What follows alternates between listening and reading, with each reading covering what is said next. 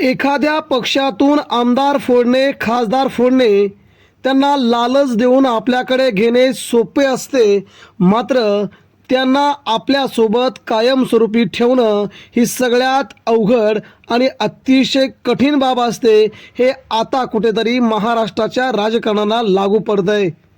मित्रांनो, होय, बातमी तीच आहे की उद्धव ठाकरेंना सोडून गेलेल्या खासदारांना आता होतोय पश्चाताप, तर एकनाथ शिंदे देखील फसले आहेत. आमदार देखील घेत आहेत आपला सगळ्यात मोठा निर्णय. मित्रांनो, महाराष्ट्राच्या राजकारणाचा दुसरा नवीन अध्याय होतोय सुरू. राज्याच्या राजकारणातून आलेली सगळ्यात मोठी अपडेट. महाराष्ट्रात पुन्हा एकदा नवीन राजकीय समीकरण. एकनाथ शिंदेंना जबर धक्का. बातमी शेवटपर्यंत जाणून घेऊया. शिवसैनिक असाल तर नक्कीच खाली कमेंट बॉक्समध्ये उद्धव बाळासाहेब ठाकरे किंवा कडवट निष्ठावान शिवसैनिक किंवा तुमच्या गावाचं जिल्ह्याचं नाव लिहायला आपण विसरू नका. नक्कीच एक कमेंट करा उद्धव ठाकरेंसाठी आणि तुमच्या स्वाभिमानी निष्ठेसाठी.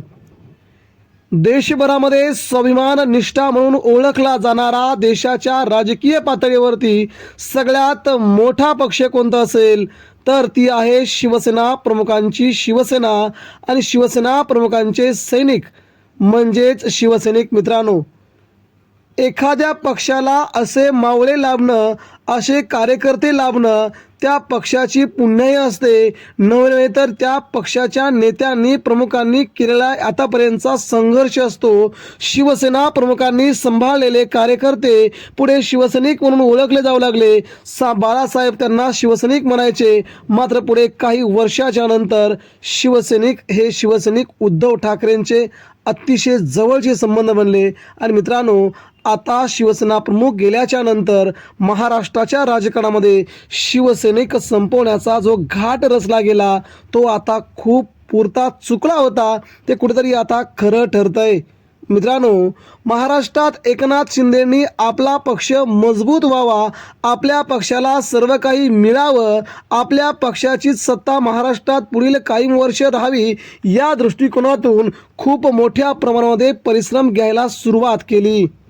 राज्याच्या राजकीय पटापटलावरती आपलंच राज्य असावं, आपल्याला पुन्हा एकदा मुख्यमंत्री व्हावेत, त्यामुळे उद्धव ठाकरेंची शिवसेना कमजोर करण्याचा प्रयत्न केला.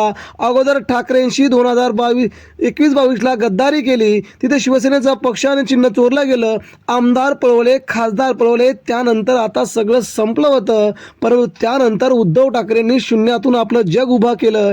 जग उभा करून उद्धव ठाकरेंनी आपले 9 खासदार निवडून आणले. त्या 9 खासदारांपैकी काही खासदारांना गळा लावण्याचं काम एकनाथ शिंदेंनी केलं. आता मात्र ते खासदार फसले आहेत, ते खासदार पश्चाताप करतायत. एकनाथ शिंदे देखील आता फसल्यासारखी गत झाल्याचं दिसतंय आणि याला अनुसरून आमदार देखील आपला मोठा निर्णय घेण्याच्या तयारीमध्ये आहेत. मित्रांनो, ही राजकीय बातमी तुमच्यासाठी खूप महत्त्वाची आहे. देश पातळीवरती आता एकनाथ शिंदेंच्या पक्षाचं वजन कमी करण्यासाठी राज्यातील पक्षांना जवळ करण्याचा प्रयत्न सुरू केला आहे. शरद पवारांना जवळ करून एकनाथ शिंदेंची शिवसेनेचं वजन नको तर एकनाथ शिंदेंना जवळ करू नये असं भाजपचेच काही नेते म्हणू लागलेत. त्यामध्ये फडणवीस यांचाच नंबर असू शकतो. फडणवीस यांच्यानंतर बहुतांश नेत्यांनी एकनाथ शिंदेंची बाजू न सावरण्याचं ठरवलं आहे. यामुळे राज्याच्या राजकारणामध्ये मित्रांनो सगळ्यात मोठी अपडेट ही येते आहे की एकनाथ शिंदेंच्या शिवसेनेला बाजूला सारून शरद पवारांची साथ जर आपल्याला लाभली तर महाराष्ट्रात एकनाथ शिंदेंना सोबत नको. यामुळे आता केंद्रीय राजकारणामध्ये आता काही खासदारांना असं वाटतंय आपण जर भाजपात गेलो असतो तर आपलं भविष्य उज्ज्वल होतं. एकनाथ शिंदेंच्या शिवसेनेत जाऊन आपण चुकलोय असं या खासदारांना वाटू लागलंय. ते आपला निर्णय बदलणार का हा पुढचा विषय असेल. परंतु उद्धव ठाकरेंना सोडणं त्यांना पश्चाताप झाल्याची देखील आता सगळीकडे चर्चा सुरू झाली आहे. एकतर गद्दारी केली, वरून मतदारांची प्रतारणा केली आणि वरून पुन्हा उद्धव ठाकरेंना सोडलं आणि महाराष्ट्रात ज्यांनी मतदान केलं त्या लोकांना वाऱ्यावर सोडून यांनी दुसऱ्या पक्षात जाण्याचा प्रयत्न केला. आणि आता मात्र मित्रांनो आमदार देखील आता आपला निर्णय बदलायच्या तयारीमध्ये आहेत. कारण की पुढील 6 महिन्यामध्ये महाराष्ट्राच्या राजकारणामध्ये खूप मोठे आमूलाग्र बदल घडून येत आहेत. त्या बदलाला अनुसरून एकनाथ शिंदेंची शिवसेना सत्तेमध्ये राहणार की नाही हे आता भाजप ठरवणार आहे.